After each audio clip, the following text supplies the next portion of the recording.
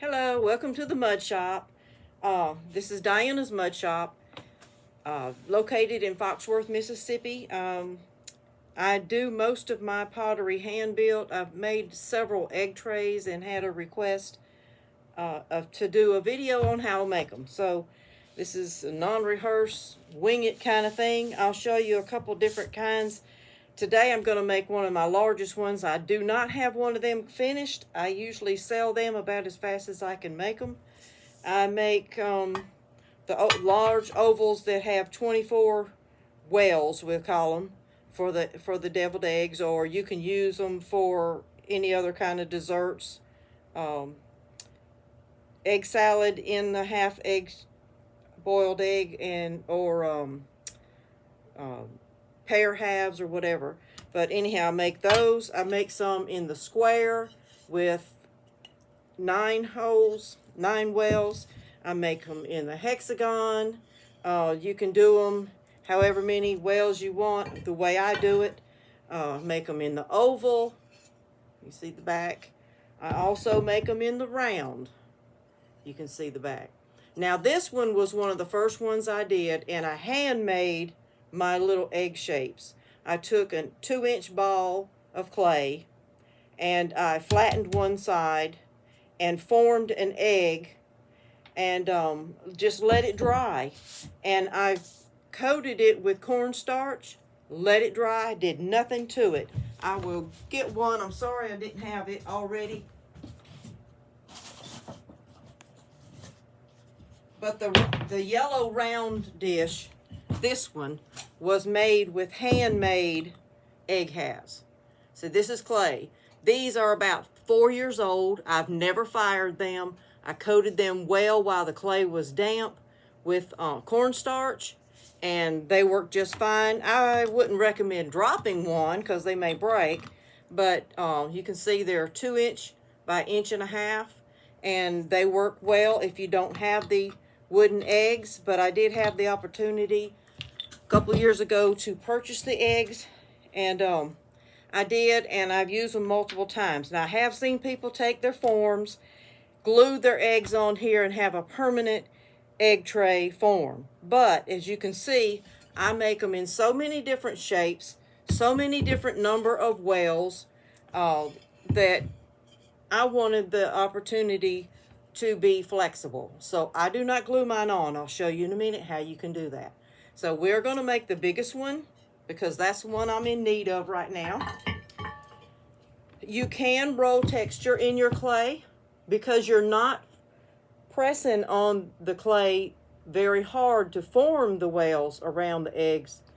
So the texture remains in it, you can see. All right, and this one has no texture, but I let the glaze do the talking on it. But all the rest of these that I have to show you have texture on them. As you can see, it does not obscure the texture. So let me get these out of the way, and we will get started. Now what I did first was choose the size form that I wanted. Now this is a 17 by 8 inch form. Now, I got this form from GR Pottery Forms, but you can get any kind of piece of wood that you would like, whatever shape that you would like. And just put your eggs, figure out how many will fit on that shape or how many you would like to have. You can space them out or you can push them together. These are pretty much pushed together. I do have the wide part of the egg towards the outside of the tray, the small towards the inside, so that the eggs, that's just how they fit. And then I did some across the middle, as you can see. Now these are loose, so I'll place them how I want them. And if they touch, that's all right. But I like a little bit of tiny space in between. So I'm spacing these out. And you can see I have the wider end towards the outside of my form. All right, so I got these pretty much where I want them. And remember, it's handmade pottery, so if they shift a little bit, it's okay. It just gives it a little more organic look to it, more hand-built look to it. I will get a wear board to put on it because I want a little bit of a lip around this. So I'm going to put this on this board. Now, this board is just a piece of plywood. that I took the skill saw and cut it into pieces. This is a 2-foot by 1-foot board, and it works great for this. I have smaller boards for the smaller ones. I do not treat my boards. I keep them dry. As soon as I can get these pieces off of them, they come off. They go on my drying rack, which has wood and paper on it, so it helps absorb the moisture so it doesn't warp my boards. Anyway, so this is my setup. This is how I have it. Now I rolled out, it was right at 6 pounds of clay, 6.112, something like that. Anyhow, right at 6 pounds of clay, and it probably won't take all of it for this. I'll re-wedge this up and make another one, a smaller one, when I get through here. Now, as far as tools, here's my tool bucket. I have a pumpkin plate that I got from the Dollar Tree, and I've used it as a form before, but it just ended up catching all of my tools that I use. So I know today I'm going to use my clay knife. And I also know today I'm going to use my rib. Now, I use the yellow rib. This is a Cheryl Mud Tool rib. This is size 3, number 3. The flexibleness is yellow. The different colors have a different amount of flexibility. I will use a little bit of the red one. And really, that's about all you need. Your clay knife, or if you have a needle tool, that's all right too. I'm not particularly fond of the needle tool because it tears the clay instead of cutting it. I also have cookie cutters that will fit on the outside of this that I've gotten that I can use for the outside edge also. And I think we're ready for the clay. Now, I rolled the clay out on my Shimpo slab roller, but you can roll it out by hand or whatever kind of way you normally roll it. But this clay, let me measure. I've got it, this is about 13.5 inches wide, and this piece of clay is 27 inches long. So I know I have enough clay to make my piece. All right, I'm going to check and see. I think, no, this won't quite make it. So I'm going to freehand this one. Now, for my smaller ones, I do have cookie cutters that will work, but for this one, I don't. Also, if you want to have it even with the bottom of your form, when you get through draping it, you can lift it up and use a slingshot tool and come around and trim it with a slingshot tool, and it'll be even with your form, and it won't be a lip on it. It'll just be like your little bowl, be the sides around it. All right, since I moved it again, check, make sure all my eggs are in place. I have used my rib and compress the clay on both sides. Now, remember your eggs pieces, your little wooden eggs are loose. So you can't just slap it down there and pick it up and move it. So I'm going to drape it like this, get it about center ways, and I'm going to start resting it in the center, and I'm dropping it down and letting the clay ride across it as I'm setting it down. Now, I'm not going to pick this back up and do it again, because if I do, I'm going to upset my eggs. I'm going to possibly warp my tray because the clay has a memory. So what I'm doing now is pulling towards slightly so that there's not a air wall up in here. So I'm making sure the clay is up against the form around the sides. You can use your hands, which I do a lot, or you can use your little softer rib.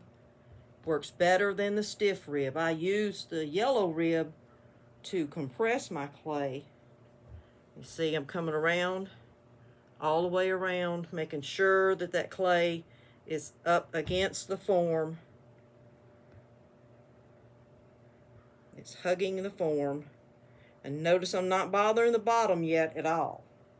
Now this clay is really wet.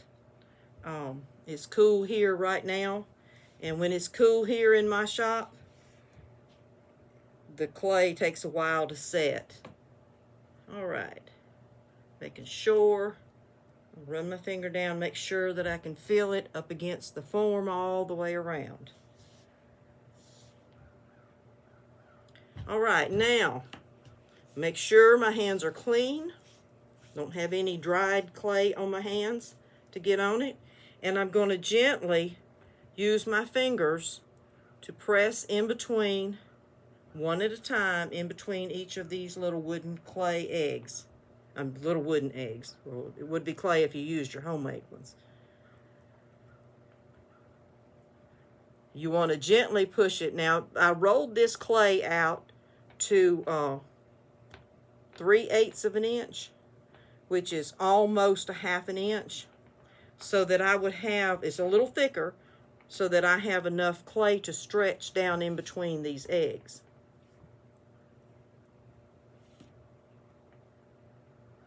Now this clay is so wet, I'm not going to be able to use the rib too much on here. All right, I'm going to just make sure it's smooth, and we're pressing slightly in between each one of these wooden eggs. I hope you can see what I'm doing. I'm not paying too much attention to the camera. I'm mostly looking at my piece.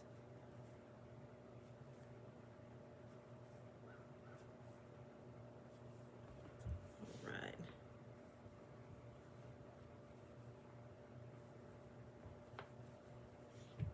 All right, I want to be careful now that the sponge doesn't leave a texture on here. I like it to be a little more smooth. Like I said, this clay is really wet and it's damp in here. If you want to let your clay set up some, be careful that you don't set it too long, that when you stretch it down in between these egg wells, you have cracking. You don't want that. Just want to make it smooth.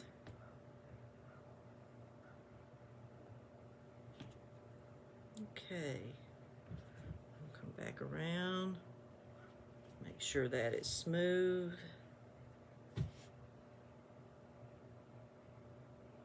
It's really simple to make these. The biggest part is getting your clay set up. And when you flip it back over later, it won't be done right now. I'll show pictures of it on my site. I have a site on Facebook, Dianna's Mud Shop, DIANNA''S, separate word mud and separate word shop. And I show all the pictures of different things. I'll share links of other videos on my page. You're welcome to come and look all you want. I'd love for you to come look at my stuff. All right. So this is pretty much all you have to do other than get your rim. Now, I'm going to mark around it where I'm going to cut my rim. I want just a little bit of a lip because this is a larger tray. I don't want too big of a lip because it's already going to be a huge piece, and people have to be able to store them in their cabinets. Somewhere in their cupboard. I have a shelf in my utility room that I keep mine on, and I use one this size when we have potluck dinners at church or family gatherings, so it's perfect for that. I use smaller one if it's just at home for us. That's one reason I like to have the eggs separate, so that I can make different size ones. Okay, got a little piece of sponge there. Got to get rid of that. If you got a little piece of sponge in your clay, make sure you get rid of it, because it will burn out in the kiln, but it may leave a spot on your piece, and I don't like that. All right, now I am going to put my maker's mark along here. I usually do it on the end, and keep in mind, do it upside down so that when the tray's flipped over, it'll be correct. So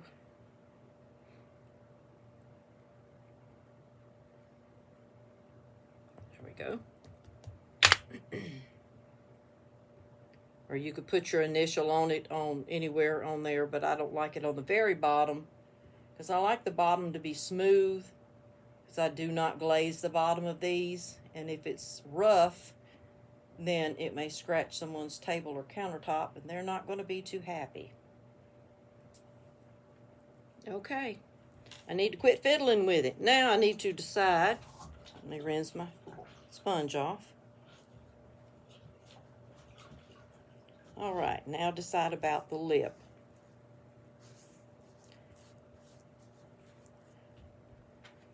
Now, one of my trays I put handles on.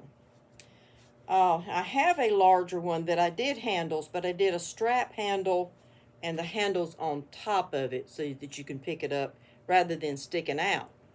My smaller oval platter, as you can see, this one has a designed lip on it. I like that. It gives something to grab when you're picking it up. This one has a lip around it, but then it also has handles on the end. But see what I'm meaning? It would be pretty long to have handles on the ends of these. So I might just wait and do a strap handle on it.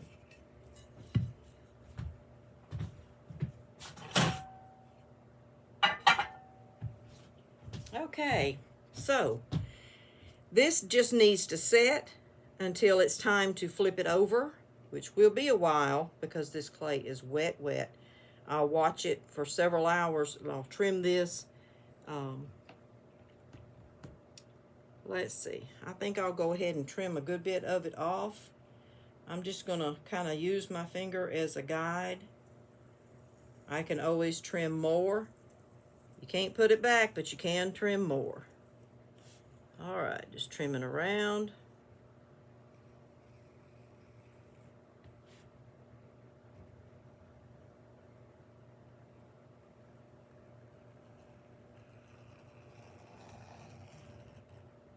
Okay, your release cut. And I'll re-wedge this clay. It's got some pieces big enough you could probably make something out of it, but I'd rather re-wedge it. Let me spritz that with some water so it'll be fine till I can get to it, since I have my heaters on. Okay, so